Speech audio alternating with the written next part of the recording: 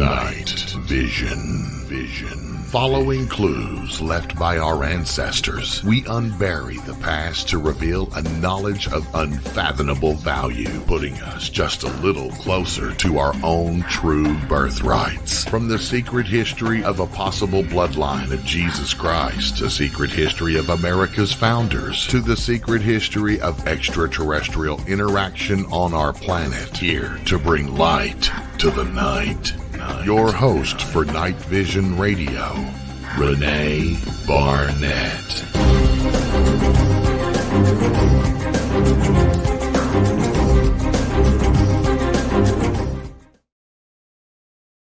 Hey everybody, welcome to Night Vision again. I hope that you are going to enjoy tonight's show. It's going to be a little bit different, stretching my genres here a little bit. As you may know, if you've seen the show before, we largely concentrate on history and alternative history and also the paranormal to quite an extent. But what some of you may not know is I am a true crime buff. And I think I've read just about every true crime murder book that's ever been written. And I came by that honestly because my mother was the same way. And every time I would go visit my mom, I would come back with a grocery bag full of true crime books to read. And I don't know what it is. Some people thought I was very weird. And I guess by extension, my mom too. But I think what it is it's that some of the crimes are so heinous. The ones that are less interesting to me are the ones where people act in the heat of passion or in a moment of madness.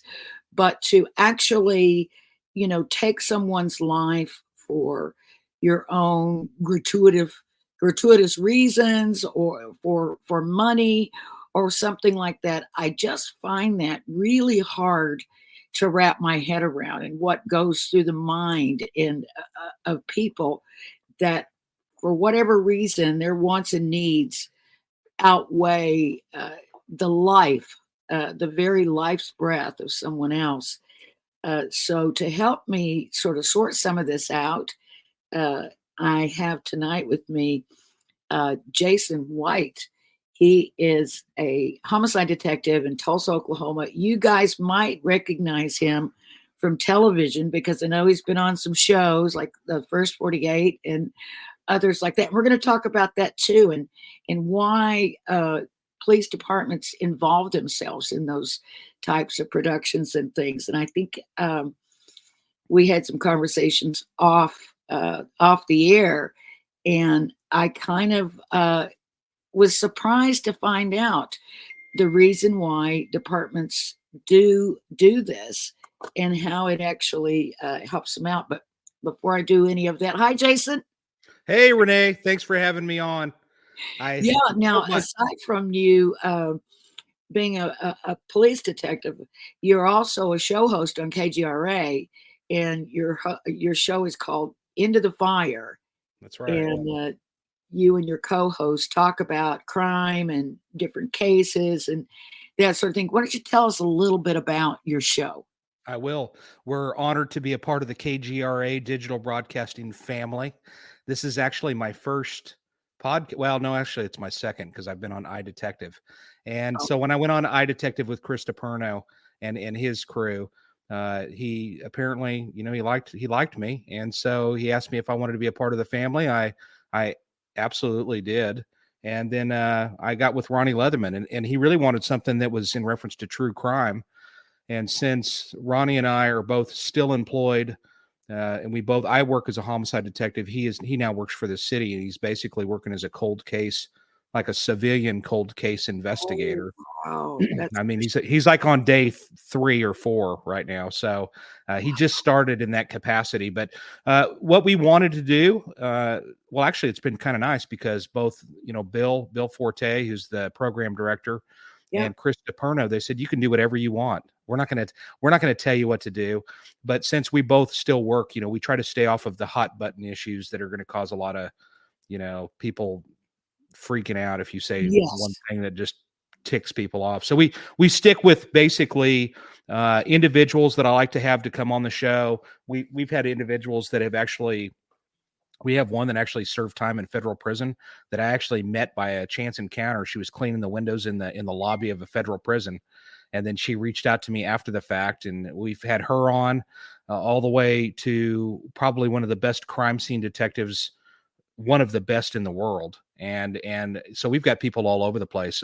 I'm interested in people that are moving in a positive direction in the world of criminal justice that's actually making a difference.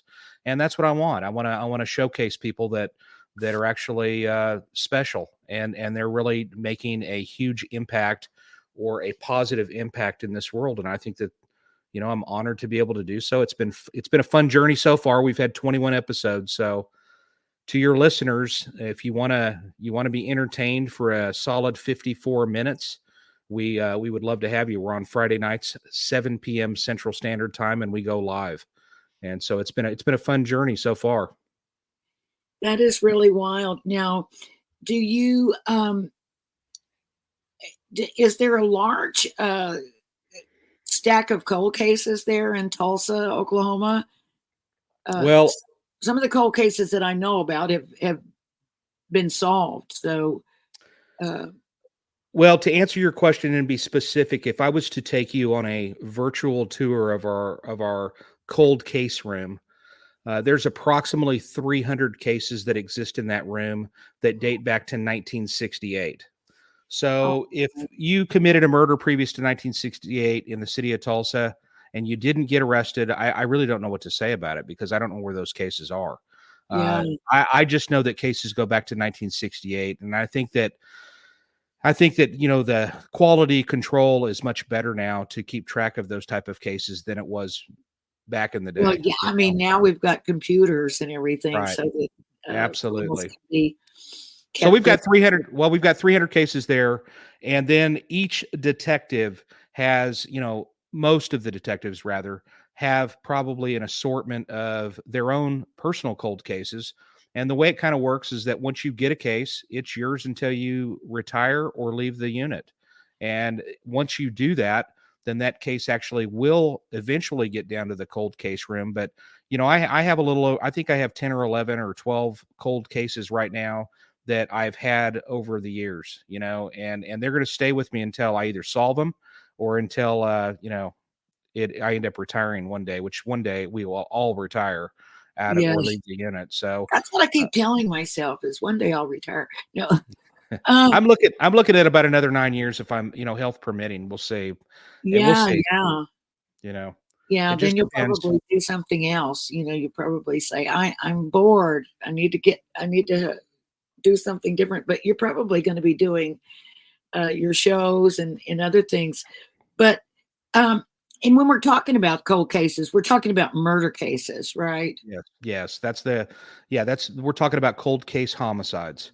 Yeah. And some of them, they may actually be a missing person case and I'm talking specifically about in our cold case room, it might be a missing person case that we suspect to be a murder or actual homicides that we know are cold cases. Yeah. And so with the technology and how it's advanced in just a short time, I mean, my gosh, in just the last few years, the DNA. The DNA thing is really. Oh yeah, it's fascinating, and actually, that's what I really, when I heard you speaking when you did your intro, I loved that because, I'm not near the avid reader that you are, I'm sure, but I have read. That's how I got interested in all of this to begin with. I mean, the book Helter Skelter is what really opened my eyes to the world of murder, and it's a fascinating book. And then I can remember reading In Cold Blood by Truman Capote, and then Fatal Vision by Joe McInnes. And yes. those are fantastic books, and I've read many others, but those are really the ones that kind of started me on this road of wanting to do this. And, like you, I was kind of probably one of those people that they're like, is he all right? He's reading these books about murder at a young age. And I can remember going back to the side eye and think, well, are you having murderous thoughts or something? Is that why? But to me, it's like, how does a person's mind, get manipulated, or how are they able to justify, and then, and then sleep at night? For one thing, you're going to be worried constantly about, the law coming after you. And then another thing is you got to live with yourself. And I do understand that not everybody's the same. All men are really not created equal when it comes to conscience and that sort of thing. And some people are sociopaths and psychopaths, and they don't Well, have that capability. I hope so. I hope that they're looking over their shoulder. I hope that they're freaking out. That's what we want. We don't want them to be cool and have no conscience about this. That we kind of count on that. And fortunately for us, most human beings they just can't keep their mouth shut. I mean, that's basically one of the problems too. And really, in today's day and age, you leave such an electronic finger or footprint, regardless of whether or not you're on your phone, on the computer, driving a car. I mean, it's really, really difficult to just evade something. There's something that is gonna show us something. And then on top of it, you gotta think that there's people, if we didn't have people telling us what's up, then we wouldn't solve hardly a fraction of what we solve now. I mean, if we're not counting on scientific methods to solve cases, even though it's great, but if you're relying upon solving a case based on that, you're going to be in real trouble, and you're not going to last very long in this business. I can promise you. Yeah, no, it's very much, the technology is very much a tool, but it's certainly not the whole investigation. That's for sure. But that you mentioned one of the books that sort of sparked your interest was Fatal Vision by Joe McGinnis. And for those that may not know, especially those of you who are a little bit younger, that was a book about a Green Beret doctor who allegedly, well, I guess he's been convicted of murdering his wife and small children, his pregnant wife and small children. And he claimed, because this wasn't long after the Manson murders, which you also just mentioned in the book Helter Skelter, he claimed that it was a bunch of hippies that came in and wrote things like LSD is cool and, blah, blah, blah. But later, at that time, and I later worked on a television show. That's my day job, I guess you could say. And I spoke with the prosecutor, and he explained to me about the blood evidence and how each one had a different, blood type, which of course was mostly what was available at the time. Right. So that because of that, they could tell exactly what order those murders were committed in because of the overlap of the blood splatter and things like that. And I mean, he was convinced 100%, without a doubt, that was it McDonald? Was that the guy's name? His name is Jeffrey McDonald. McDonald. Yeah, he was a lieutenant colonel in the Army. Yes. Actually, originally he was a plastic surgeon, but I think he was a general surgeon. People don't realize that plastic surgeons are actually general surgeons first. They're actually doctors, yeah. They are general surgeons that actually go to a specialized training to become a plastic surgeon. So he was a Green Beret. You're correct. I love listening to that because you actually know. A lot of people don't even know about that case at this point in life. You know what I mean? But he's still in prison. He's still maintaining his innocence. And he still has a big following of I'm sure. A gaggle of people, especially women of a certain age. Of course. I actually knew a woman here in Los Angeles. She lived in South Pasadena, and her husband, before he passed, was this really big, prominent doctor. And I don't remember if it was before he passed away or after he passed away. She got involved somehow with this Jeffrey McDonald thing, and she was like sending money and, trying to plead his case to people. And I just thought, why would you involve yourself in that? I really don't know. But, and plus I had talked with the cops and prosecutors, and I knew a little bit more than the average person on the street just from having talked to them. And I thought, you know, Well, I'll tell you something that's interesting about that necessarily case. his part instead of the victim's part. Well, when I talk about that case, because usually I'm kind of like the tour guide through our office, and so when I'm talking about crime scene and stuff like that, when I'm giving somebody a tour through where we work, part of that tour, I kind of take them through the crime scene area as well. And I was a crime scene detective before I joined homicide, so not for very long, a year and a half. I've been a cop for 26 years. I probably should have mentioned that. I've been a cop for 26 years.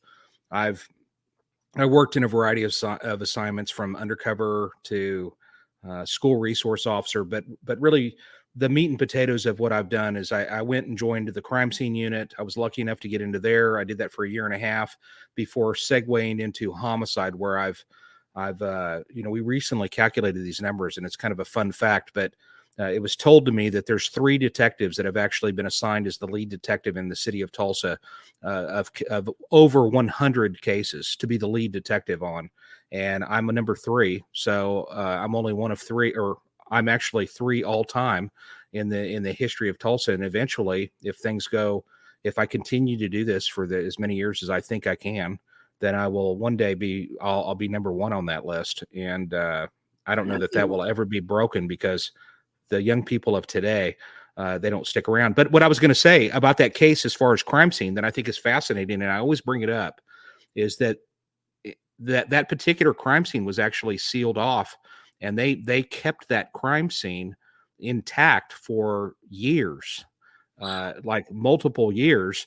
Now, they didn't keep the victims there, of course. That's crazy. But they did keep the scene as is, and they were able to do that because the crime scene actually was on Camp Lejeune. And this crime happened in 1971, but it was on Camp Lejeune. And so it's owned by the military. They can do whatever they want. And so they kept that sealed off.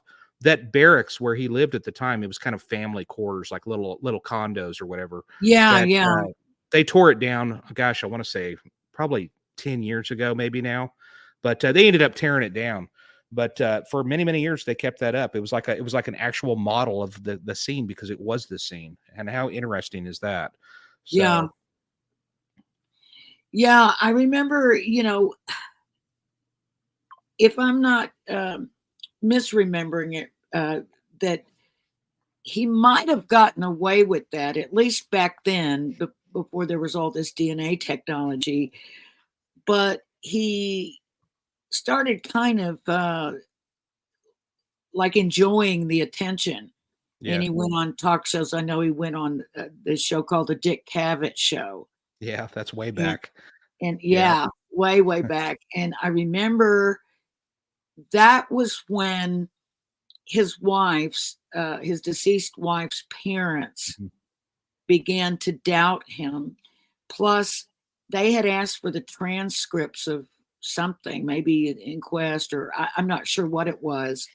And he kept putting them off to provide them with a copy of it. They finally obtained a copy through their own means. And then they realized how much he had been lying about. And that's when her stepfather, who was like her dad, that's when it turned for him, and he began to really start pushing this case against Jeffrey McDonald. And I would really want to applaud the police department for actually listening to him, as opposed to just, closing him off and not really giving him a chance. But there's a made for television movie that came out way back in the day. I want to say it was probably in the late 70s or the early 80s. And I remember watching it, and I think it was Carl Malden that played his dad. I can't remember for sure, but it was a great movie.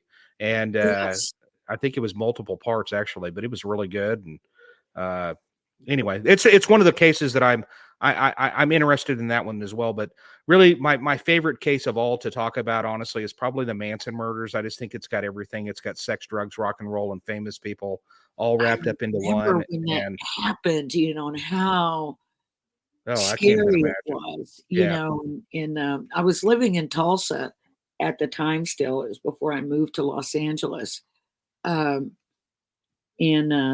which I did a few years later. But I just remember it was just so scary, when the murders first happened and hearing the reporting, because nobody knew who it was at that Right. time. Right. It was just these hideous murders, the Sharon Tate and Isabel Folgers or Abigail. Abigail Folger, and then the two. Uh, Yeah, the LaBiancas the next night. I'll tell you yeah, what, I've said this all along, and I keep saying it. If I ever had the residence where the LaBiancas live still exists.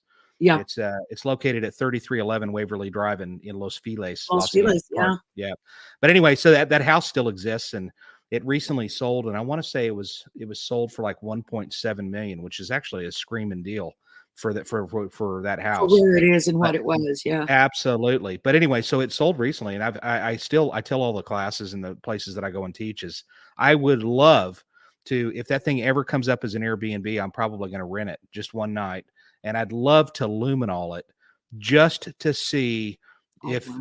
it would luminesce 55 years later or 54 years later. I mean, wouldn't that be an exciting experiment to just It would check? be. But And you probably wouldn't be interested, but it would be fun to take a ghost hunter team in there too. well, it really would. As a matter of fact, the Tate House got tore down, but Yeah, they did a ghost hunters, or I don't know what the show was, but they did a ghost hunters deal that was like a few houses, two houses down from yeah, I've been a in that residence on. house. No kidding, really? Yeah, yeah. Oh my God. Yeah, it's next door. It's next Okay, door to where the house was where Sharon Tate lived. right. And he claims that he has a lot of ghost activity and stuff. Um, Yeah, I saw a YouTube you video know, with him on it, he's an and I watched it. impossible person to work with. Uh, Really? it wasn't that long ago. Well, maybe it was 2 years ago now that it was during COVID, and there wasn't any TV production going on, obviously, or anything going on.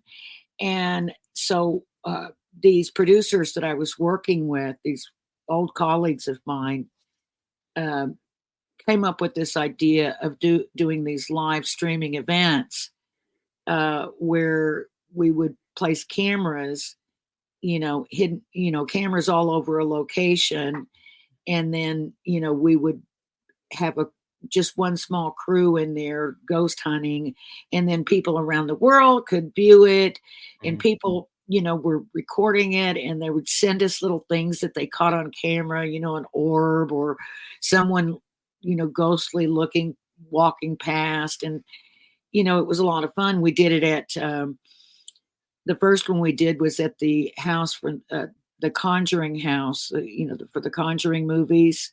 Yeah. And then we did Lizzie Borden's Wow. house, the Lizzie Borden murder house. And then we did the Queen Mary. Oh, I bet that And was we were something. going to do this guy's house that was up there next to Mhm. the old Tate house. And I told my colleagues, look, I've worked with this guy, or I've talked to this guy before. And I said, he's impossible to work with. And my girlfriend, who's pretty prominent producer in town, and she's not known to be a shrinking violet. She goes, I'll handle him. And so she and I went over to his house to talk about it, and he started telling us, how we were going to do it, and that it had to be all about him, and all Yeah. this stuff. Anyway, we ended up just standing up and walking out. But so I can't vouch whether or not he does have any activity, although ghost hunter groups have been over there and Yeah. claim to have gotten things. But Well, yeah, I think it's a fascinating case, nevertheless, and oh gosh, it is years absolutely. ago, before I was a cop, I was actually doing a book report on Helter Skelter, and I wanted to blow up the photos from the book, and so I was in college, and I went to a place called that a lot of your viewers aren't even going to remember unless they're really old, but it's called Kinko's, and Oh yeah, yeah, yeah. young viewers aren't going to know it, but anyway, so I went I in there and they said, remember "Oh, when you." Kinko's. I remember before Kinko's even existed. So Yeah. there you So go. they basically said, "Hey, you need a copyright release on this." And I was like, "What is that? I don't even know what the heck that is." And they said, they said, well, you just need to call the author or you need to call the publisher. And so that's what I did. I called the publisher and they were like, yeah, that isn't going to happen. And then I called I don't take no that easily. So I knew he had a law office in LA, Vincent Bugliosi. Yeah. And so I called his office and I left a message with his secretary. And she said, well, I'll give it to Mr. Bugliosi. Thanks. And I thought, yeah, I'm never going to hear from this guy ever. And he called me at my house and, he had a really unusual voice. Yeah. And I can hear it. I can hear it right now. yeah. So when he called me, I couldn't believe it. I was like, I was in awe. And he goes, I said, please forgive me. I just can't believe you called me at my house. And I remember him telling me, he goes, oh, don't worry about it. I'm nobody special. And I said, well, I can assure you, I'm not trying to make money off of your book. I just wanted to do this. He goes, oh, I don't care if you make money. Good for you. Have fun. Oh, He was great. We talked for like 20 minutes on the phone. And the craziest part was I didn't even want to, I wanted to talk about the Manson murders. I wanted to talk about all that. He didn't want to talk about any of that. He wanted to talk about a book that he had written called Outraged, that he had wrote about the O.J. Simpson case. And that's what he really wanted to talk about. And so, which was fine. I didn't care. I was just wanted to talk to the guy. One of my biggest regrets to this anybody day. who might not be familiar with Vincent Bugliosi, he wrote the book Helter Skelter, and was he the district? No, he was a cop. Well, no, he was an assistant district attorney for LA. Okay, he was a DA. Okay, and so he's only lost one case in his career. He's dead now. That's what I was going to say. He passed, didn't he? He did about 5 or 6 years ago, and that's one of my regret. That's one of my regrets is that. Oh, I really wish I could have called him and just, he wouldn't have remembered me from anybody else, but I wish I could have called him and just said, hey, I just wanted to let you know that you have been such an inspiration for me to make it to this point, because I just kind of grew up and I know there's a lot of speculation about that book as to whether or not, I don't know, there's different things that have came up about it, but there always is. There is, but I'll tell you what, for him to take the time, I thought that was pretty amazing, and it's something that I never have forgotten. And I just wish that I would have I wish I would have taken the time to call him up just to say, hey, by the way, I'm a homicide detective, and it's a large part because of you. So, wow. But anyway, it was still a cool experience and neat and something that I fondly remember. Yeah. Now I've talked to another guy a couple of times that, matter of fact, I've tried to get him on my show, but Scott, godly, what's his last name? But he's the guy that did Dearly Departed tours in Los Angeles. And he's kind of an authority when it comes to the Manson murders and a lot of these famous deaths of people. And he has a podcast that's just fabulous. I love listening to it because he's just got so much, the information he's got on a lot of these cases is just phenomenal. But anyway, so that's my thing. I'm kind of obsessed with murder a little bit. Not your, just like you, what you said, that those ones that are kind of like there's really not a story to it. Those aren't really the ones that I'm talking about. I'm talking about, and really, I think if the general public had an idea as to what most of these revolve around, it's not your Dateline mysteries. It's just stupid stuff. I mean, most of them are just really, really stupid. And then you're dealing with really, really stupid people. And I hate to say that, but that's really what it is. You're just dealing with ignorant people with very, very poor conflict resolution and really very little conscience. And it's just kind of sad, but that's the deep, dark secret about what we generally deal with. We're not dealing with fascinating cases that are just and I've had a few of those too, but nothing like that. Yeah. Well, I moved to Los Angeles in June of 1977. Well, then we lived there at the same time because I lived in Sherman Oaks. We're right there at the cusp of Bel Air. I'm in the Valley. I'm just right by Sherman Oaks. I lived off of Van Nuys Boulevard. So when I was a kid, me too. And that's when we went up to Cielo Drive. I remember that when we went up there, and I remember looking at it. I've been up there so many times. The first time I came out here, as a matter of fact, was for a visit, maybe a couple years before 77, and I came out here to visit my boyfriend, who's a musician, and that's one of the first places he took me was up to Cielo Drive, and where the clothes were thrown over the side and everything. That was right around the corner from where I walked. I would walk right past that area going to school. because I went to Sherman Oaks, or no, was it? I went to Sherman Oaks Elementary School. So I remember I would walk right past that area, and It's so crazy. it was crazy. But then right after that, the Hillside Stranglers were running around Los Angeles too. Oh, I Angelo know. Bonnet. And then at that time I was living, I don't know if you're familiar with Mount Washington. I've heard of it. It's sort of like the next set of hills on northeast of Hollywood Hills, Okay. and less posh. But anyway, I was living up there, and there was someone that was dumped up there, not, just right sort of by my house. It was really Jeez. weird. And I remember, it was in the hot, hot summer. We were having a horribly hot summer when all those Night Stalker. Oh, I'm getting conflated here. I'm getting the Hillside Strangler and the Night Stalker conflated, because Hillside Strangler too, though, when, because that went on for a while. And I remember sleeping, with all the windows shut and everything. And I didn't have air conditioning because you didn't really need it then here. Mm-hmm. And I just remember suffocating at night, but not daring to leave a window open, because that's what he was doing was, one of them was going into. Well, yeah, you're thinking of Richard Ramirez, the Night That's Stalker. Richard Ramirez, yeah. And, yeah. And the other two, the Hillside Strangler guys, they're the Angelo, or whatever his name was, his house and body shop weren't very far away in Glendale. Mm-hmm. They were very, very close to me. And then there was they picked up, a couple little girls at the Eagle Rock Mall, which was right there by where I lived. Mm-hmm. And then at the Shell gas station on the corner, there was a couple that owned that got killed. And then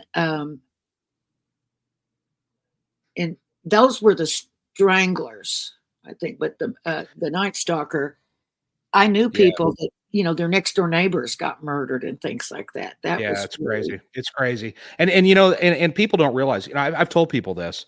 I said, even in the mid 70s, 1975, and that's probably when I first saw the book. I know the book came out in 1974 for Helter Skelter, but even in the mid 70s, there was still a fear that kind of gripped Los Angeles, believe it or not. I mean, when you were driving up there in the Hollywood Hills, and I can remember it. I mean, when we were driving up there, people were watchful of who was up there. And it was still, I wouldn't say that the Manson murders were necessarily a huge talk of the town, but it was still, it changed the way the world was in that area. It's like the love and peace of the 60s that's gone, Yeah. And now we're locking our doors and locking our windows and stuff. And I think in large part it was based on that. But like then the Hillside Stranglers started running around, and then you had that fear that gripped Los Angeles again. And I just remember my dad was a highway patrolman in California, and I remember him telling my mom, be careful, be really careful. This is, these guys are picking people up. They're picking women up and they're killing them. And, but aside from that, that was another thing and another reason that it really kind of fascinated me, and then it went on to the Night Stalker. Of course, that's another case that's fascinating. And I know I've been fortunate enough in this position. I mean, you probably can tell I'm a little obsessed. I don't think that most of your homicide guys are going to be able to recite a lot of these cases, but Gil Carrillo was one of the lead detectives on that. It was him and his partner. And his partner actually was a lead detective on the Hillside Stranglers and somewhat of a legend. And so when Gil, being the young detective, I've been fortunate enough to meet Gil, hang out with him, talk to him. He's been on my show, and he's just an interesting guy. I love listening about those cases because, that they're important for us to know. And as a homicide detective, I think you should be a student of those type of cases, but we can do so much more now. I told Gil this. I said, Gil, if the Night Stalker happened today, and I don't know if he liked it or not, but I was like, if the Night Stalker case happened today, we'd probably solve that thing in about 10 minutes. I mean, it is so much different, the technology that exists today, that, they when they had a fingerprint, that you literally, back then, people don't realize, they literally would have to go through card by card searching. They didn't have it automated via computers and stuff. So it's amazing. Can you imagine? You had to have a name. You had to have a name of somebody to basically compare that to, or you would be, I don't know how in the heck they did it back in the 30s. My gosh. Yeah. They had guys literally sitting in a room going through fingerprint cards. Can you Yes. imagine? And so it's not like that anymore, thank No, heavens. thank God. Thank God we don't have to do that anymore. But, No. like, for instance, I mean, the last, 20 years, there's been so many advancements, even in the last few years in things like DNA. And I wonder if anybody is going back and looking at cases like, okay, for instance, like the OJ case, you know, hotly contested verdict there. But would there be something there that would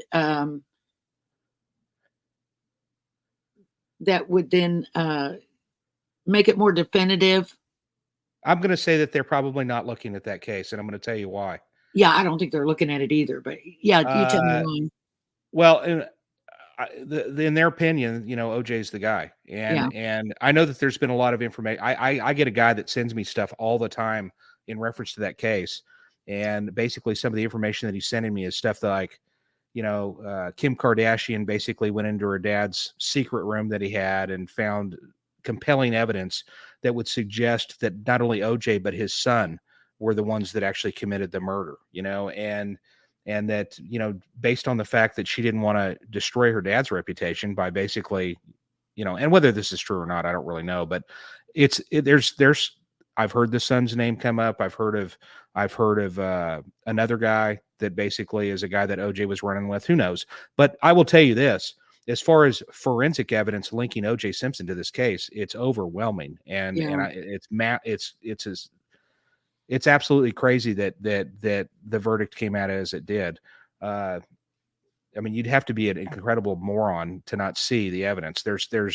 It's overwhelming. You just can't have a conspiracy that involves as many cops that would have had to have existed and be a part of that. And I think that the attorneys that were on it, honestly, I think that the prosecutors on that, and I'm not a prosecutor, but I'm gonna give my opinion. I think that it was too much for them. I mean, I don't think that they had near the experience I mean, they're up against literally the dream team of defense Yeah. attorneys that were, hey, we're going to talk about DNA. Let's bring Barry Scheck in, the foremost expert on that. I mean, F. Lee Bailey and all these other attorneys I know. that are the best of the best. And I don't know, but I will tell you, that's an interesting case too. I think it's fascinating, and Yeah. I was obsessed with it back then.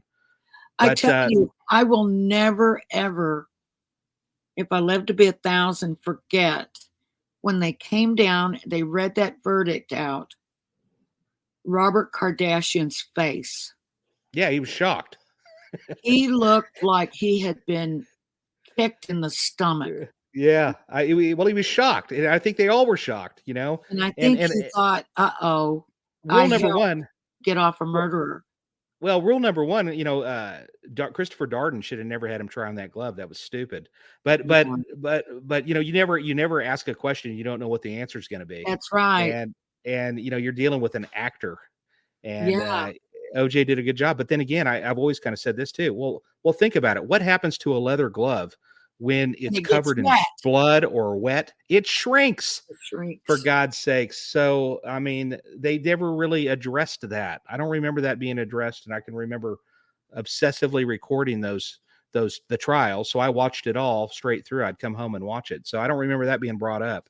But that's what's neat about this job, and that's what I want to at least say is, first of all, I want to thank you for having me on. I think this is a lot of fun. Thank you for coming. I really appreciate it. Anytime I can get out there, and I like talking about what it is that we do. And it's fun being a host of one of these shows, but it's more fun being a guest, honestly, because then I can talk about whatever I want for the most part. Yeah. And what's neat about what I do, and one of the things that I love about it, and one of the things that's cool about being on TV, is that being on TV, I say this all the time, we should be ambassadors of the profession of just law enforcement, police work, period. I'm extremely accessible. I mean, if they want to reach me, they can go to my Facebook page, and it's Detective Jason White. You can find me there. You can message me, and I'll actually message you back if time permitting. Or yeah, it's Jason at White, well, it's at DET Jason White on Twitter, on Instagram, etc. So my point is that I'm accessible, etc. We are blessed to be a part of that show. Honestly, I'm still amazed that other cities aren't jumping over themselves to try to be a part of that. And let me tell you why. The why reason is why, that? What is the benefit? well, the reason why is because, well, first of all, they told us when they first joined us, because we don't make any money and neither does the city. They told us that it's for recruitment. And in reality, it kind of puts us on the map, so to speak. And I'll tell you a quick story. I love this story. And this is the value of that show. Well, there was a family that showed up there in our waiting room, and our show's been on for coming up on 10 years, and this happened probably a couple of years ago. So we've been on TV for like 7 years at this point. And this family comes up there, and it's a white guy, his white wife, his white daughter.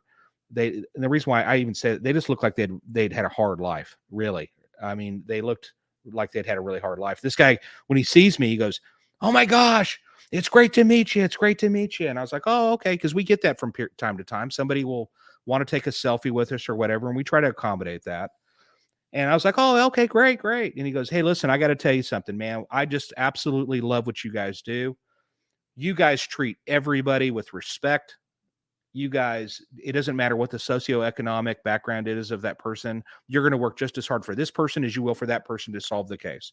And I'm like, "All right, well, thanks. That's cool." He goes, "Listen, I've spent over half of my life in prison, and I was raised to hate the cops, but I absolutely love you guys." And I was like, that's really nice to hear."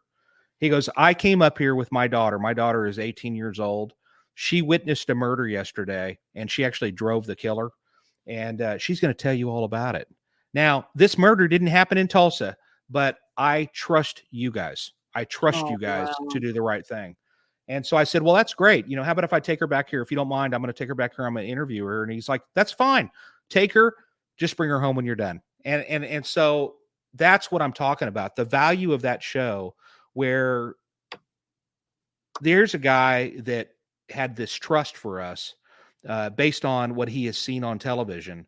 And Wow. and I'm not saying that, the vast majority of the public honestly is behind us. I don't care what anybody says. The media Yeah. can say whatever Oh, they I want. think so too. The I think overwhelming mass, the overwhelming population, they're just quiet about it, but they're really behind us. And then you have a small sliver of society that wants to hate on the cops all the time. So, but by and large, the vast majority of the public is behind what we're doing. But it's still, even then, what an opportunity to be able to do that. And that's one of the strengths of that show. That's one of the reasons that I'm such an advocate for it. And it's just good. And it's good for people to see how hard we work on these cases. What you see is what you get. We're not making it for television. Well, it's on television, but we're not changing what we're doing because of it. right. I mean, And that's we're on just coming up. A&E, right? It's on A&E. It's been on. That show has been on since 2004. They've had over 500 episodes in its entirety. And we've been on that show longer than any. Well, coming up on, I think Miami's been on there the longest, but we've actually got the most episodes that have aired on there, and it's over 120. And Wow. so, I mean, if you tune it to A&E, you're likely going to see us at some point in time in a Yeah. day. But it's been a blessing for us, and I always say that because, man, I mean, other cities, they should consider it because it helps with the relations within the public. So in Yeah. Tulsa, and since you lived in Tulsa, for me, it's pretty hard to go anywhere, especially when I'm in uniform, not to see somebody that's coming up to us to say thanks and I appreciate it. And we're talking Yeah. people that generally don't talk to the cops, Oh, I yeah. mean, for sure. But There are. yeah, That is wild. I Well, kind of you got know, the, sidetracked. I was talking about something else and I got sidetracked. That happens, but I at least I wanted to mention that's been yeah, a no, good thing. that's amazing. I wanted to know more about that. But yeah, my uh, obsession case is the Oklahoma Girl Scout murders, Yep. and Yep. that It's a horrible actually case. occurred when I was driving across country. I had the night I left Tulsa, the night I moved away and was driving across in my 10-year-old station wagon to Los Angeles. Mhm. And I heard about it on my AM radio. And I was like, oh my God, what is this? That was Yeah. the day that I guess they were killed the night before and had been discovered. Yeah, it's But tragic. it really was. It really was. And I ended up what was funny was my mom again and one of my sisters got really obsessed with this case. And we just, talked about it a lot and read about it. I ended up coming back to Tulsa and meeting up with the former OSBI agents that investigated it. And my old boss, I did radio news in Tulsa. My old boss was the one reporter that the murder suspect agreed to speak with after his Right. arrest. And I think he may still be on the air. He might have retired recently, but a guy named Richard Dowdell, he went Hmm. from I know the name. KAKC to KRMG, which was the news radio station. I guess Yeah. it's still there. Anyway, KRMG is, yeah. yeah, Richard told me, that was the case of a lifetime. But what was really awful was he had spent so much time with the families of the little girls and had become, kind of close with them and friends with them. And then he ended up interviewing the suspect, Jean Leroy Hart, for the news. And Gene Hart insisted on, providing his own questions. And they were things like, what kind of books do you like to read? And, so we ended up talking about how he liked classical music and this, that, and the other. And anyway, he ended up, making himself look good in this interview. And the girl's parents, got really upset with Richard and they wouldn't talk to him anymore. And he felt so bad about it. But I did not know that. I didn't know that. But I will say this for your listeners, kind of it was, and I think wasn't it 3 girls that were killed? I can't remember. it was 3. Yeah. Yeah. And so they were brutally, I think, raped, sexually assaulted, Yeah. killed. And one of the little girls, and I've never met this guy, but I know people that know him. But one of the dads of one of those girls that was tragically killed was a Tulsa cop, and he was a detective, wasn't he? I don't remember. I think he was. I just don't. I don't know him, and that's one book that I haven't read the book on that. Oh, you got to read it. I know, and I will. But I will say this, just for your listeners, they actually did prove his connection to that case via he was put on trial, and they found him not guilty. And then later on, they discovered that probably within the last 5 years that he's the killer. That they did actually definitively link him to those girls. Who didn't know that? I mean, oh my God. I know, via DNA. Yeah. It was so controversial because, he was a member of Cherokee Nation, and the people in the Cherokee Nation just could not accept that one of their own would have committed this heinous crime and against children. And so they kind of protected him. It was really interesting though. I remember during the time, and I'm sure it's in the book as well, but he was a member of this Katua band of Cherokee Indians.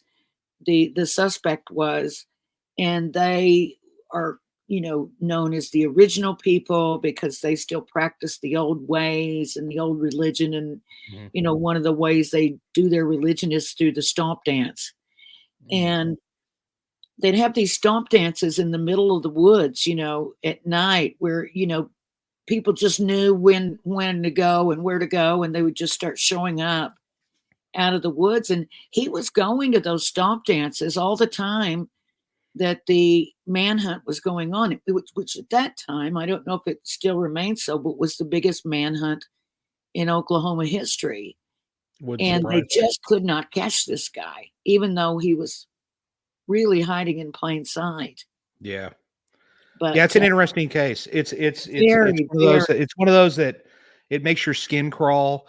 It's disgusting, and it's just one of the, and but people are fascinated with murder. I mean, they really are. I think what it is that that's one of the things that why police shows about homicide or movies about homicide or books about homicide are actually hot items, because people are fascinated. And I think that by and large, you just have individuals that are just kind of, I think what the fascination is how another human being could possibly do that to another human and kill somebody.